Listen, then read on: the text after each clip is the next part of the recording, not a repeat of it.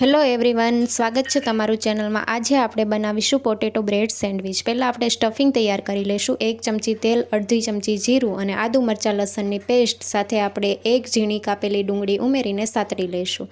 મસાલામાં અડધી ચમચી હળદર પાવડર, 1 ચમચી કાશ્મીરી લાલ મરચું પાવડર, 1 ચમચી ધાણા જીરું પાવડર અને 1 ચમચી ચાટ મસાલો ઉમેરીશું। બધા જ મસાલાને સાતળી લઈશું અને હવે આપણે બાફેલા બટેકાનું છીણ ઉમેરશું અને મિક્સ કરી લઈશું। ઉપરથી આપણે કેપ્સિકમ અને કોથમીર ઉમેરશું, સાથે સ્વાદ પ્રમાણે મીઠું ઉમેરીને મિક્સ કરી લઈશું। સ્ટફિંગ તૈયાર થઈ ગયું છે। હવે એક બ્રેડ ઉપર લીલી ચટણી અને બીજી બ્રેડ ઉપર ટોમેટો કેચઅપ લગાવી દઈશું અને એક બ્રેડ ઉપર બટેકાનું સ્ટફિંગ આ રીતે આખામાં લગાવી દઈશું અને બ્રેડથી કવર કરી લઈશું।